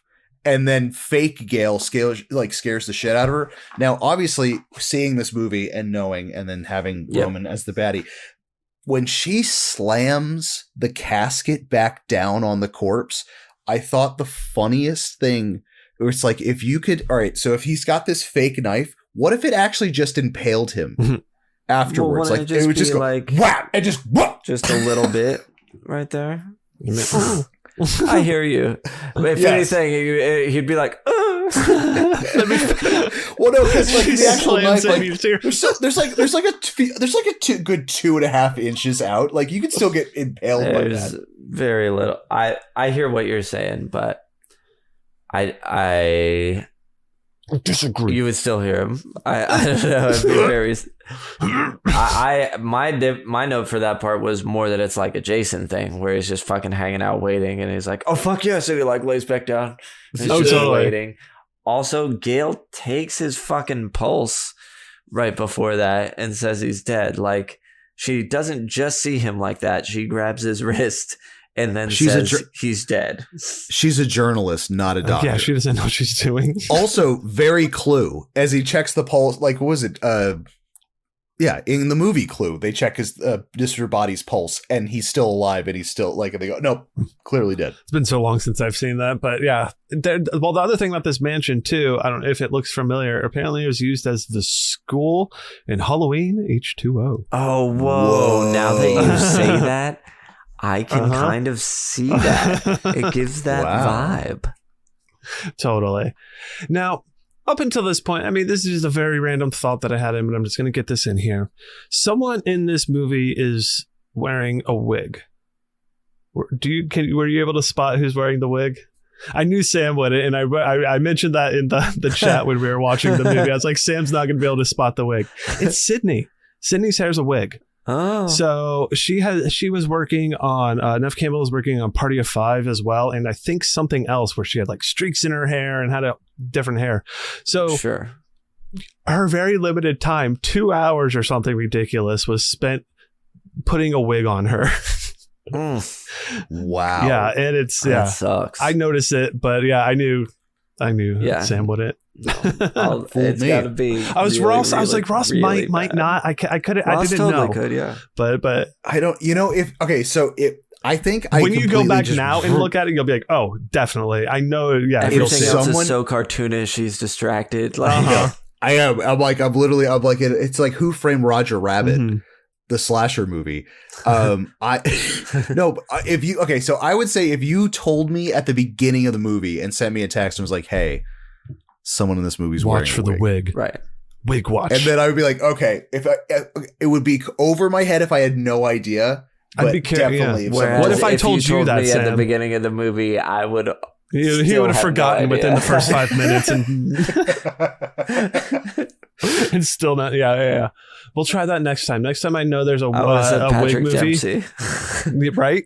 Absolutely. That can't be real. I mean, next time if it was like a Ted Danson movie, we could easily. Well, now I know. Now you know. So yeah, my next note is the knife throw at Dewey. I think maybe before I don't remember at what point we get a real good Gail and Jennifer looking at each other screaming. I think that's after what's her name gets stabbed, probably in the back. Yes. Fake Sydney. Yes. Sydney. Yeah. Yes. After we found out that she boned the Milton to get the role. Yeah. I didn't fuck Milton to get this thing for you. What is it? What does she say? I didn't fuck Milton to die with 2 second-rate celebrities like you two. Mm-hmm. Heads off. I do like the drag away that we get. That was nice. Yeah, Sydney. when she's like laying there and then they look above. Then we get the pull away. Then they look at each other. Pause. Scream, and then go. And then, oh my God, dude. Then we get a 4-on-1 Ghostface Royal Rumble. Ghostface punches Dewey. He just fucking decks him at one point. He just punches. Was it Dewey gets slashed? Who gets, what's his name? Gets stabbed in the gut? The copper. Is that when he's here yet? No. Yeah. The other actor that's there. To be totally honest with you, what's so funny, I didn't remember any of the actors who were playing in the stab movies. Tyson? For whatever reason. Yeah, there you go. Tyson gets stabbed. He's the only one left. Well, we have the fucking ridiculous rug pull as well. Does that happen yet? I forget when they fucking. Oh, that happens right after this. Okay. Yeah, because fake Gail goes into the closet and then she finds the secret path that kind of leads out. And yes, he gets like Home Alone. Like the rug gets pulled out from under him and he flips up. I thought he would have just died on impact because his head hits first. Like it's his head neck area that just goes like. It's so fun. I love it. Fucking Ghostface just lifts up this fucking long ass carpet, rips it out from underneath him, flips him in the air and everything. We get the reverse Scream 2, but the perv edition. Like where it's the closet windows except they're soundproof. And fake Gale is getting attacked while they're just staring at the thing. And that's when Dewey has to use every shot of his revolver. I thought that was like, there's a few things that were like. I think that's a cool scene with him shooting through the different windows trying to get to the one where, you know, the action's happening, so to speak. Yeah, it's a funny, I don't know, there's a few of these in this movie that are like, it's the premise is Scream 2, but then they just take that concept and flip it on its head. Same thing with Scream 1, where they have the pump fake with the bathroom for Sid. You know what I mean? Where it's like all these concepts that you've seen in the first two, but it's the opposite of what happened. And then and the punching Jennifer Gale gets stabbed in the back. Right, and does she get shot? Dewey, like, it feels like Dewey shoots her when he shoots that mirror. I think the mirror just gets broken. I although assume that's what's she just happening. slumps but over. yeah, it seems like it's so. I'm like, Dewey's kind of just shooting. Because this one she gets like. I think Fake Gale gets stabbed in the. I think gut, she gets probably another stabbing that we don't really either see. Again, we're not seeing a lot of this violence at all. A lot of this gets edited out. And then Sid arrives. She fucking walks out. She sees Tyson laying. This is probably a bigger amount of blood that we've seen. He's lying in a pool of blood. Yeah. Oh no! With this, no. Before this is your favorite scene. Okay. Is that Gale tackles Ghostface down the stairs? Okay. And then calls Dewey and goes like, "I'm in the fucking basement. He is knocked out." He goes, "How do I know it's you and not Ghostface?" Oh yeah. And then he finally opens it, and then he tries shooting and realizes all the bullets are gone. And then that fucking knife throw up the goddamn stairs and hitting him square in the forehead. So good. I was expecting small birds to spin around his head like and just drop. Love it. Great. Hilarious. Eating it up. Okay, and then Ghostface disappears, and then he stands over Gale before he disappears. So he throws the knife at Dewey. He's standing over Gale and reaches into his other sleeve and pulls out another knife. It's got a backup. Dude's got a backup. Yeah, man. It's so funny. Did they? Okay. Now that I've told you that, you need to just watch that little bit again because goddamn, it's. Does it? Wait. Do we get the swoosh though? Do we get the? Does it make a sound as it comes out? I don't know. I'll have to listen. Man. Do we ever find out why there was a pizza party at the precinct? Why not? I don't know. I lauged out loud the second they cut back to the police scene. It's just everybody eating pizza. Like, hey, who wants some pizza? Do we ever? You want some? Do we ever get a knife wipe? I think we do, but yes and no. So I think it's at the end here. For one of them, he's like at the back of the hall. And he's almost out of focus and like doing it as it's like something focusing else on our character like running away. It's like, okay, because I was like, oh fuck, is that it for this movie? And in my second watch for the show, I didn't get that far. But I think we do just not highlighted at all. Real bummer. Sid arrives, finds Tyson. He's covered in blood. She fucking gets a phone call from Ghostface, has to wand herself. What's up? Ghostface has got a metal detector now. And like has to, it's like wand yourself. I want to make sure, and then the other leg, she pulls out a gun that she was hiding in her boot, throws it to the side, whatever the fuck happens. Yeah. And then surprise. Yeah. 2 guns. Exactly. Because now it's your turn to scream now, asshole. Shoots him in the chest a whole bunch. And then obviously, as because all body Dewey shots. and Gale are tied up, surprise Ghostface, and he, disappears. And then I like how the cop shows up. So this character, they dipped him in so much. Like, it's not skis. That's not the right choice of words, but he's this like moody, brooding kind of cop character. But even he knows that when he shows up, he can read how bad it looks. You know what I mean? Like, he kind of just does this like, I'm going to put my gun down because I know how, you know what? I know how this looks right now. I'm just gonna. It's the smart thing to do. Like if you are just a good cop, that's what you would do. Oh, totally. They forgot about the cop and like had to rewrite him into the end here and had him show up. They're like, oh yeah, we just kind of left him in that last act. Let's bring him back in here and tidy this just up. a little bit. Yeah. This last act is something. Okay, so reveal. I don't have Okay, a lot of exactly. Yeah, let's move it along. It's We find It's Sid's brother, who's Roman, director of the movie.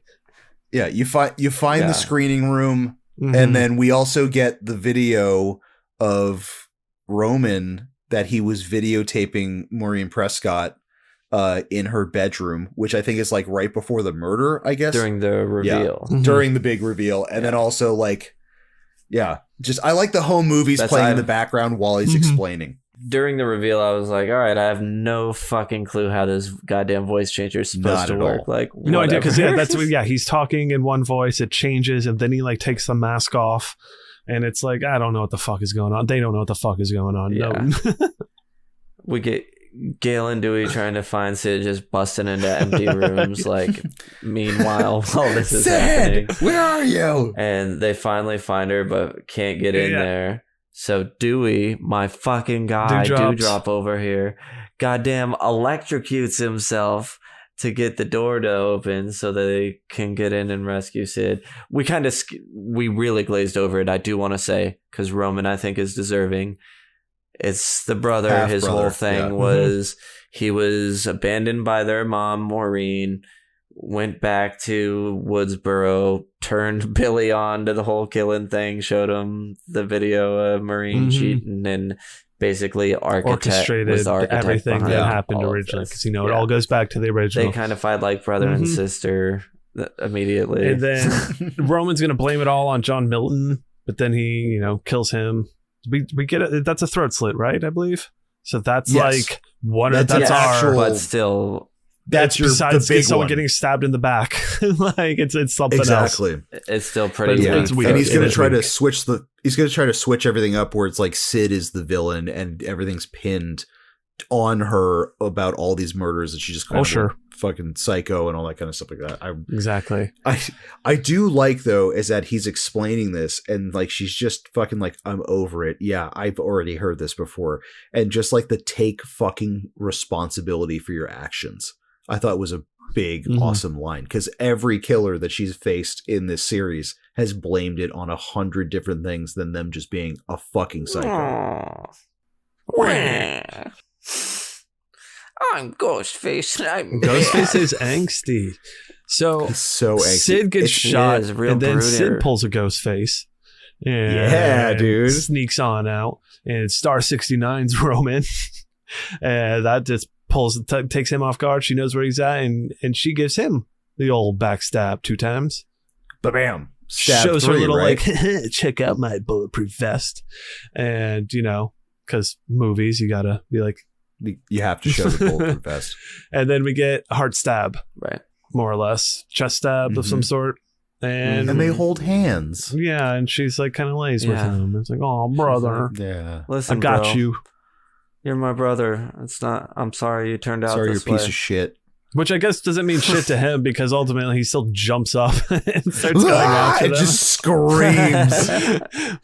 That is it gets shot like 14 times in the chest. Dewey unloading that clip like just into his chest and then screaming, just a fucking head. He's just shoot him in the fucking head. Screaming like a They definitely madman. scream a lot in this movie. A lot of screaming. Yes, everyone screams. And then, head, Dewey, head, what? And then we get a headshot. So then there's maybe a little bit more something, gore, whatever you want to call it there. Which leads us to happy times at the ranch. Yeah. My biggest note on this is Dewey does the best possible thing with the Gale Weathers book, and that's gutting it and making it into a ring box. Yeah. Yeah, I've got a note for that as well, because he says he read it, he like lists lines about himself in Scream 2, but in this one I guess he had said he had never read it or something, because he's like, will you sign it? And she's like, oh, you read it? And she opens it, he's like, no, I just hollowed it out so you could well, I think that is a good way of proposing to Gale Weathers, is make it about Gail her. Weathers still. About Really? her. Yeah. That's perfect. But I love that. I love them finally getting married at the end. I love that Sid left that gate open and then gets in the house and Patrick Dempsey's there. They're going to watch a movie and the door, she almost sets the alarm but doesn't. And then the door blows open and you know what? Fuck it. She's going to leave that open. But that's when we find out Sid's it actually crosses over with Final Destination. And that's... Oh, that wind was death? The wind blowing is death. It's about to set off some crazy shit because she has escaped Death's plan for way too long. 3 installments now. Oh, shit. And then... wow. So the ending's super corny, but I actually love it. I'm so again, happy. I think it fits I'm for happy what that this our movie core is. 3 Yeah. get the Totally. ending they deserve. Just Sid letting the AC bill go up and just leaving all them doors open. It's liberating, you know? Mm-hmm. No more alarms, Yeah. happy times, doggo lives, credits, red right hand. As it should be. Paramount Plus. So like immediately as soon as credits start, Paramount Plus autoplayed Chocolat voice, which I found very funny. That like 5 seconds after, And I watched it all. No, I didn't watch any of it, but I thought that was I had to make a note of it. That's a good note to be had. And I think unless you all have anything else, I am done for this. I do. Oh. After the house blowing up and they fall down the hills, Ghostface gets shot. They go to look under the car to see what happened to him, and he's not there. And then they have some dialogue, and then they're like, oh, wait, look, there's this giant photo under the car. And they pull it out, and on the back it's written, I killed her. It just, on top of how comedic everything we just touched on building up to that was, the fact they didn't notice this big picture and then didn't add that note. It just really capped off a wild time in the Scream universe. All right, so then let's go ahead and jump into a quick break before we come right back. Welcome back. Here we are, finishing up with our crematorium of questions for tonight. So first off, would we survive Scream 3, and how are we doing it? I mean, we're not part of the story at all. But let's pretend we're all cast in Stab 3. Honestly, I could be a crew member and be completely fine. But you got to say Ghostface is after you somehow. Oh man, this actually might, of the first 3, like, is the least stumbly bumbly. I would say it's a very aggressive Ghostface. He also has chameleon voice, so he could pump fake you into like getting out of your like hiding spot pretty easily. Because not only can he mimic the voice, he mimics the cadence. He probably knows weird factoids about you through that voice that he didn't really know. Gets into their headspace. I 60-40. I think with us, we'd probably have a 60% chance of survival. 40% we'd just get nuked. Yeah, this is a weird one.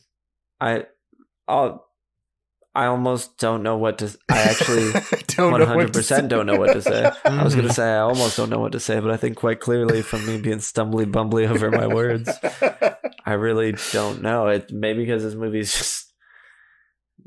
Maybe this question really reveals how sort of weird this one is in the series, in the franchise. Well, I mean, when you've got your suspenders of disbelief, sometimes the survivability is also as stretchy, you know? Oh, yes. All right. I guess I could have left the question the same, but I wanted to change this to a little bit as, does the film need to be gooier? And if so, how? So, great. Yes. For this one, and I think that fix. I think it would lend to the, especially what is going. I think it'd be a lot more fun, and it could play well with how they could do it. See, I'm so on the fence on this one because if it's bloodier and gorier, my primal like horror nerd goes like, that needs to happen. But because this is so comedic, intentionally and sometimes unintentionally, that I feel that like the juxtaposition of that and having like a lot of gore and violence, I think would make it not a worse movie. I don't know. This is like this weird Scream 3's in this weird oasis for me. I don't know. Like, but if you did get, I mean, you could go, I mean, just don't stab their back. I think, honestly, if it just wasn't backstabbing for 90% of the movie, it would probably exponentially get bloodier. Yeah, I think you could just get a little bit more creative with all the kills and have them a little bit more bloodier, but the same tone of the movie, I think, would work really well. I think Sam agrees. Next question would be our villain level for this Ghostface. Roman doing it by himself. So past two movies, Ghostface. we have had two people putting on this mask, but he's doing it all himself because I mean you can do it all yourself when you have that voice changer. That really changes things. Yeah. It adds a totally different fucking level. I'm probably gonna go with a 9, I think, because 5 for iconography because it's Ghostface. And then 4, not Stumbly Bumbly, has this like multi-voice thing and new level of trickery and fuckery that it can do. Yeah. Is not someone you know closely, like totally of the suspect list in any of these films, just one of the biggest outsider characters of the movie, of the movies. So yeah. And there it is. Yeah, I would say maybe like for me, it's sat between an 8.5 and a 9 because I mean, obviously iconography off the charts, but the power level for me is like he has the voice changer, but then also the reveal that he also orchestrated everything that happened. You know what I mean? Like, I'm not going to give him a 10 because that's like, to me, I feel like 10 is like God tier. Like, if we're talking like that's horror icons, like that's like the, Dr. Manhattan of just like omnipotent power and stuff like that. But this is goddamn close. I mean, this is a trilogy of things, and finding out Roman orchestrated all of it and can change his voice, and he did it. So he did double Ghostface duty this movie. Because it's like usually Ghostface is doing half the killings, half the sneaking, half the, traps and stuff like that. He's doing it all. And then some, yeah. Yeah, no, I agree. He directed the whole thing. There you go. I'm going to give it a 9 as well. I think 5 and a 4 is a great place to put him at for all the same reasons. Now, this movie here, so, okay, the stamp on it, Scream's over. It's a trilogy. It's done. Does it deserve a sequel with that mindset, or what do you think? So if you put me back in like 2000, I'd say no. Let's end it. Heck, if you put me back in like 2012 or 11, whatever the fuck, I'd say no. Because I like 5 and 6 so much, obviously I'm glad there are sequels, but let's pretend I don't know what I'm gonna get. I was really happy with this as a trilogy and didn't need any more. Yeah, I was satisfied. I agree. I think that it could have been fine to end the trilogy here. Yeah, just set it there. Yeah. As happy as I am for future installments, this has such a nice bow on the trilogy that it really doesn't necessarily need to be explored any further. It can. It just, I think the intent of this did it and nailed it. I almost would have preferred that they didn't do any of the legacy characters and just gave us new characters. Maybe do a little tie-ins here and there, because I love our core 4, and it's cool that 2 of them are Meeks, but I don't need. I like where we left our characters. I don't need their stories to be told anymore. Let's leave them where they were. Give me some new people. Sure. Bad sequel for it though. Okay, so it's like we're gonna go ahead and we're gonna do it, making a sequel, Scream 4, but we just missed the mark on this one. How you screwing this one up? Okay, so the reveal is there's 3 different ghost faces that we're all ghost facing separately, not realizing it until the end, and it's our 3 main characters, Dewey, Gale, and Sid.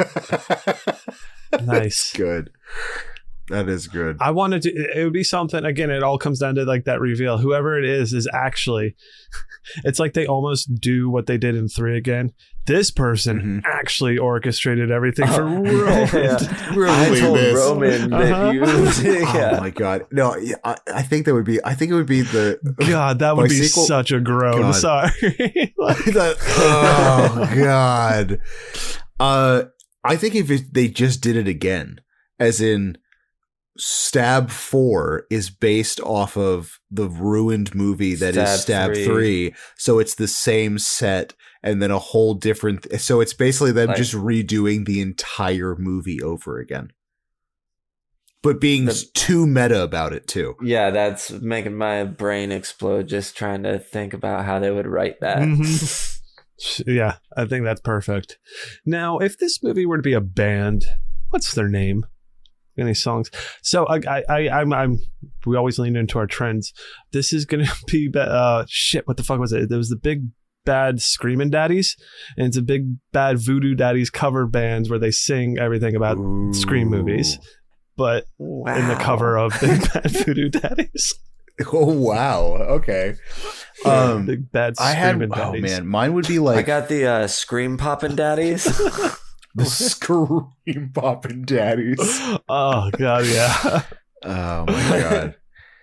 Oh man, I think something like, it's gonna sound so weird. All right, so the band name would be Randy's Last Broadcast, and it would be something similar to like New Order, or like not fully Joy Division, but it would be like an alternative. Yeah, I see what you're saying. I get that. I hate to kind of ride on Ross's one from last time, but it's Gale Weathers' Doppelganger because of Hannifer. And Gale Weathers' Doppelganger is like, I don't know, a grindcore band. It's like the Locust or something. It could be Gale Weathers' their song Doppelganger. Titles are longer than their songs. It's a Gale Weathers beat down cover band. Yeah. No, it's Gale Weathers' Doppelganger is like Me First and the Gimme Gimmes, but it's just all thrash. It's just thrash covers of just like the weirdest songs. I love it. So now the soundtrack for this one, we definitely get some what if. But do you want to buy that soundtrack or score? Fucking absolutely not. No. This is my first. I don't need this one at all. Not like. Sorry, Sergio. This is even the end credits. Like I audibly groaned at the song that was in the end credits. I was just like, ugh. Yeah. We finished the movie, and in the chat, Sergio was hanging out and watching it. He says, "Now let's watch the music video for What If." All right, so anything action figure, I think. Shout out, check out the Horror Bandwagon on YouTube. Yeah, shout out Horror Bandwagon. They're going to come up again in a moment. Action figure, I mean, yes, obviously we always go with Ghostfaces. Yes. We've kind of talked about our dream action line of all the Ghostfaces. You can pull their masks off and reveal them. But this one, I would have the characters and Ghostface from the Creed What If music video. Nice. I want it to look like... I want a Jennifer as Gale Weathers. Like when we first meet her, she looks like Gale from Stab 1. So again, or from Scream 1, but again, Stab 3 looking like Scream because it's our Gale from 1 that we first see. I want that, yeah, for sure. And what was the other action figure? If I remember, I'll let you know. Sure you will. Mine was going to be like in the style, so it's going to look very cartoonized, but it's like almost like a play set, a piece of all of them, all the characters almost looking like a Scooby-Doo scene, all in a row together, looking like they're running or something with Ghostface chasing them, and then like a hallway or something. I'm not big on mashup shirts anymore. I used to really be into mashup shirts, but not so much anymore. But I would take a Scream 3 Scooby-Doo mashup shirt. We always come up with like the really good shirts we come up for this. I'm like, I can't fucking draw that. I can put a still from a movie on and like write a funny caption and throw it on. Right. But yeah, that's the shirt for this episode for sure. I love that one. All right, prop. What do you want? I want the floppy knife. That floppy knife. Mine's a little earlier. Mine's a little earlier in that scene when she first goes to the receptionist's office and they have the derpy green Ghostface. So, that ginormous fucking thing. Oh yeah, it's like the big stab goes. Yeah, but it's like I don't know. There's something frumpy about it. It's like it's in Uncanny Valley Ghostface, where it's like someone haphazardly made it too big, too fast. Am I crazy or is there something wrong with that? There's something off with that Ghostface. I'll take a rack full of Ghostface costumes. Oh, I'll take one of those racks too. There's enough to go around. Right. Do you want one? Yeah. Okay, cool. Yeah, I'll go. We're all taking a rack. We know Ross is going for the rack. You know what I want? I want Derek's Greek letters that Sid wears. You want it from Scream 3 and not Scream 2? I want the Greek letters from Scream 2. Well, cool, because I'm getting the one. No, perfect. Too bad she doesn't wear them anymore. You can't have any, Ross. Oh. All right. You can take one of her kids. What are you going to do at the midnight show for this? I mean, obviously, we got to, from this point on, we always have to recreate Stab movie theater opening from Scream 2. We always have to have Phalan ghost faces. But what particularly do we want going on? The world of Hollywood. Throwing cotton balls when we see the 100% cotton that's good. logo. Or when he's about to get stabbed, you just throw cotton balls. That's good, yeah. Plug it up.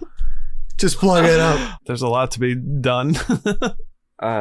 You could yell, how does your lawyer feel about that? How does your lawyer feel about that? That's a really good one. Everyone needs to have some sort of this could be really chaotic quickly, but like a sound machine, like a soundboard type of thing, so that they can throw in little and like boings and whistles and make it super cartoony, and that'd be fun. When at the beginning when the guy says, "So tell me, Miss Weathers, was it worth it?" Everybody in the crowd goes, "Oh!" Yeah, like it's a mic drop thing, and we're all like, "Oh shit!" Yeah, totally. I love it. And then last, but certainly not least, does Pearl from X survive? Geriatric And how does Pearl. she die in this one? I think that she's going to be running away from Ghostface, falls, and just hits her head wrong. And just out. It's going to be something on set. Great. She's going to be on set. Mine is a falls as well, but all right, what's yours? I haven't quite figured it out. It's like she's on set because like obviously she's over in Hollywood now. She's like, this is great, and like kind of like wandering around the set, and yeah, she's like walking up the stairs and like trips.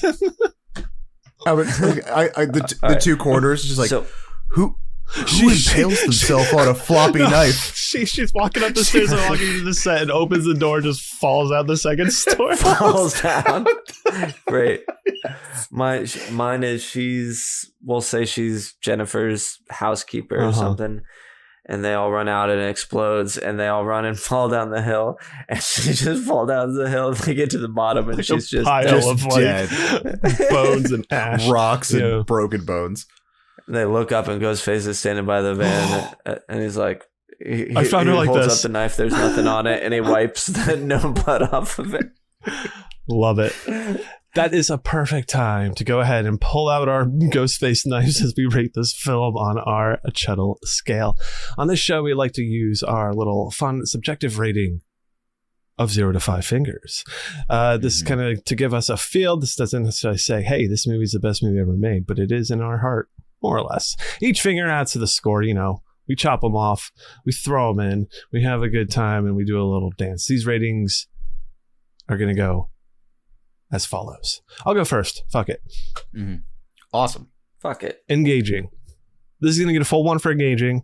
This one's super fun. I love it. And the more I watch this one, and especially with a few recent times recently, because I mean, when Scream 5 came around, I watched these movies again. When Scream 6 came around, I watched these movies again. So, and then like for this, I've watched these movies again. So each time I've had more fun with this, and I've enjoyed it a lot more.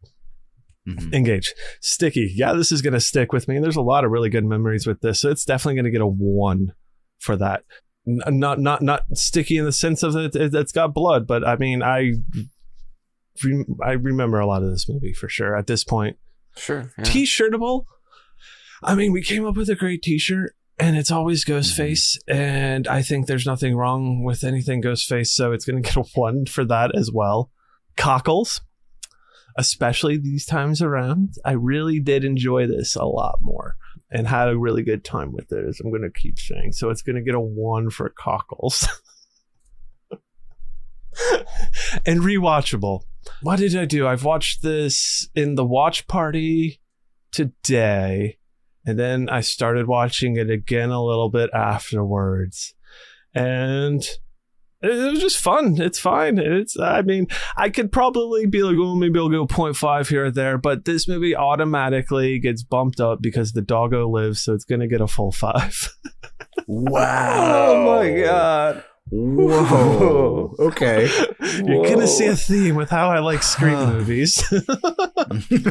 I just enjoy it so much. Like, and it is, I mean, if I really sat down and like tried to like analyze or do anything like this and really think about things, it might change a little bit. But in terms of what this movie and the heart that I feel from it, and especially now at this point, fuck it, let's go for it. I love it. Yeah. You got me. I'm hot under the collar, though. Oh. All right, Sam. That was so exciting here. Let's cool you off or heat you up even more. It's your turn to rate it. I guess we'll find out. Scream 3. Scream. This was the first one I saw in theaters. So nostalgia just can't help but play a part in this one for me. Let's begin. Engaging. That's a 1, sir. Even though the third act is a mess, it's an endearing, engaging mess that I'm still like, it's not a mess in the sense where I just like stop paying attention and start doing other things. It's a mess in the sense that's like, what the fuck is happening? So, yeah, I'm never uninterested. Sticky, absolutely sticky. Full finger there. The Stab 3 set. Mm-hmm. Honestly, the opening with Cotton, even though it's not very bloody, I think it's very clever and interesting. I like it. I could go on, but I shan't because I can't right now. Next we have T-Shirtable. T-Shirtable is definitely getting a full 1. I've never had a Scream 3 shirt, but I absolutely would. Obviously, it would have to be cool enough, as with any shirt, but I like it enough. There's cool enough stuff in it. A Scooby-Doo one, like we just said, and I'm there. Cockles.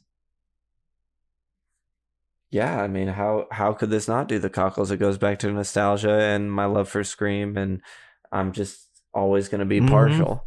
Yeah, that's which is finally going to bring us over to the last finger, rewatchable. In that, I have only watched this 1 3/4 times for this viewing, but I've seen it plenty before then. It was probably my second most watched Scream movie. So compared to 4, you're a big 4 head. It's gonna be full of 1. Sorry, as well. And I was not expecting to give it a 5. I was not expecting you to either, but I mean, I think. But I just talking about it logically. Again, I could logically, maybe not this or that. But being so much that our ratings are based on feelings and just putting some sort of metric to that, I think it works, and I'd say it's acceptable. I agree, and also watching this and just thinking about Scream has made me like Scream 2 even more. So I think on that I was at a 4 or 5 and dropped it to a 4. Because I was like, no, 4 or 5 isn't right. I think it was that movie. If I didn't, it's definitely a 4 or 5. Right. I bump it back up to the 4 or 5. Give it 4 or 5. Yeah. Well, we can Scream 3, 5. Perfect. We'll relitigate that another day during our annual re-rating of the Scream franchise. Ross Purvis, why don't you go ahead and knock this rating down a peg or 2? Yeah. Okay, so engaging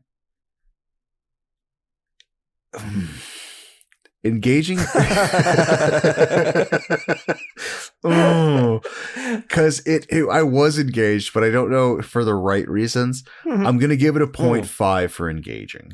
There's no further right reasons on engaging. I was engaged, but somehow I was like, what the I'll give it a 0.5. Sticky, I'm also going to give a 0.5. There are definitely some memorable stuff. And it will stick with me. But then there's just, I don't know. I think it's the comedic level of this never hit me this hard until this viewing. And it's almost like a National Lampoon does Scream for me. You know what I mean? I can see that. Which is like, especially, I don't know, being so for the gusto for the last few installments. You know what I mean? And then revisiting this is like... Well, there are people who feel the same way about 1 and 2. Yeah, well, that's true. T-Shirtable. T-Shirtable gets a solid 1. It's Ghostface. I will have Ghostface with futuristic voice modulator. That we could. I'd even have just a blown up house with just Ghostface's face in the smoke. You know what I mean? Would be hilarious. Just a giant building on fire. That would be amazing. Cockles. Oh man. Okay. This one I'm going to give a 0.5. It was almost a 1. They're drained, but they're not expelled. You know what I mean? Like there are some hilarious moments in this. Mm-hmm. And I think for me, it's more the cockles of humor versus the cockles of horror, you know? So it's like, I don't know. Yeah. Well, in that. Actually, I'll just say now because I won't remember. I created this scale to apply to any kind of movie, not just horror movies, because I use it personally on all movies I watch. Yeah. So anybody can go ahead and take that, put it in their pocket, maybe use it sometime. Why don't you go do that? And then rewatchable is going to get a 0.5 for me too. So I will rewatch this movie, but this is definitely not my first pick in the least bit in the franchise. If I'm going to go for one, I mean, I'll go for either OG. 2 sometimes gets, you know what I mean? Or the latter. It's just, this is the one, this is literally last up. Like this would be my last one that I would pick in a rewatch. Including 4? Sam's anti-4. Not anti, but he's just... I'm not anti-4, but that is so easily my last one compared. Yeah. I love all the Scream movies. We'll see how I feel. Last time I did a rewatch, I liked 4 a lot more than I had in the past, but we'll get to it. Right. So I think that puts you at a, sorry, what did I just 3, I think. Yeah. And then that puts our overall score for a Scream 3 at a 4.3. Which Ross, I believe... I'm sorry, what was it? A 4.3 for Scream 3. And I know, Ross, you have to boogie on out because you got shit going on. I got a baby. So we're going to continue on and with some little things and wrap us on up here tonight. Sounds good. Yeah, you can close your shit out, do whatever you need to do. Okay. So what does the club have to say? Good night, we love you. Good night, love you. I love you guys. I love you, Chuddle members. Travis, the butthurt Plavis, says this is where the franchise went off the rails, but in a great way. 3.5 out of 5. Trevor, the Witchmaster of Pleasure, chimed in on this one, and he said, "I'm just not a fan of bangs." That's all I got out of him with the discussion here. I called him Alex the Fine Phallus Witch this time. He goes and says this. In my opinion, Scream 1 is the best, but Scream 3 is my favorite. I grew up in Los Angeles in the 90s, and his parents worked in the entertainment industry. So the fact that the last of the 90s Scream movies took place in Hollywood always resonated with them. The locations, the vibe, loves it all. I think that the film featured one of the trilogy's scarier moments, and I guess he was about 13 at the time. The ghost of Maureen Prescott coming to Sydney's window always creeped him out and found interesting. That is interesting. So that was something that didn't always work on me on the first times, and I've never, I guess, was creeped by it, but it works for me now. I like it now, but it didn't work for me when I was young. But I think the part about him living there and like being sort of resonating part of all with that, is very interesting. That's awesome. Yeah, it's funny. He goes on to say, I know some people don't like it because they feel it's supernatural, but I always felt it was more of a psychological element, which I totally agree with. Yes. 100%. But I think when I was young, I thought of it as supernatural, and watching it now, I think of it as psychological. Right. I just kind of included everything he said. While I feel like Scream 2 tries to remake the first film, but at a twist, I like that Scream 3 has more of a sense of humor about itself and feels like instead of trying to remake one for the sake of the sequel, it's pushing our characters forward and making them grow. I mean, I agree with that. Absolutely. I think this installment gives Sydney a lot of agency and much more rewarding, fulfilling ending than 2 does. Certainly. While she just saunters off to class, seeing her friends and boyfriend get butchered. Yeah, right. the conclusion loves Dale Gooey. Hey, Gooey. That's their name. Gale and Dewey. Gooey. Goo Gop. Romance is fulfilling to see in the movie. I agree. I love that. Here. Obviously, we both of us just gave this movie a 5, so we totally agree with you at this point. We see them really growing as characters. Parker Posey steals the show and is amazing and dynamic with Courtney Cox. Scream 1 will always be the best, but Scream 3 will always be his favorite. That's fair. I mean, Scream 1 is my favorite and the best, I think. But for a long time, Scream 3 was my favorite. I know 2 was your, second favorite. Although I mean, we'll get to it one day, but these those new ones, we're loving them. We're crush it. Yeah, 100% on board with those. But it's like, amongst 5s, who's your favorite? It's hard to say. Right. Exactly. All my kids, I love them all. So this was a really fun one too, because we did get a lot of interaction on this one before we actually recorded. So Sergio from the Horror Bandwagon also chimed in. My opinion is worthless now that y'all recorded. He thought we recorded already. Sucker. But he says Scream 3 never felt like a bad movie to me growing up. I used to rewatch this trilogy so much. However, now that I can see the flaws in it, but even then I still think it's a solid entry. I'm a Woodsboro freak, so I was just missing the vibe, but the Hollywood setting did make things interesting, and Parker Posey is just everything. She made the movie for me, and my goal in life is to recite every bit of her dialogue randomly in daily life. 4 out of 5. And we still have Ricky Prejean, the Witchy Cajun, says, never seen it. 10 out of 10. Nightclub for indeed. So, I mean, we're going to say the Chuddle Club puts this movie right around a 4.1, what the average basically. So that's kind of right around what we said with a 4.3. That's interesting. Yeah. Look at us. I think all of us like Chuddleheads, all of us saying that. Hey, look at us. All right, so the next question to ask is, how does this rank up with other movies in the club, and where does it sit? So Scream 2 came in at Scream 3 came in at 4.3. Right at that same level is Friday the 13th Part 3, Color Out of Space, Revealer. Go watch Revealer. Definitely gonna watch Revealer. Black Phone, The Blob. Sitting right below it, we have like Final Destination 2 and Texas Chainsaw 2. Scream 2, but that needs an adjustment for my score. It sure will. So let me go ahead and adjust that now, see where that sends us. We'll go ahead and change. So it brings it up to a 4.3. Okay, so they're the same. So they're the same now. Love it. Okay, so those are our scores for that one. And that brings us to one more thing tonight, and that is our final thingy. All right, this question's ridiculous for our final thingy. I didn't have anything prepared, so I went over to good old Ava, and she says, would you rather be trapped inside the movie set of Scream 3 with Ghostface chasing you, or have to watch the movie on repeat for 24 hours straight with the lights turned off? Oh, that is tough. One sounds like I could die, and the other sounds super scary. But if there's one thing we know, I'm a big boy who doesn't get scared.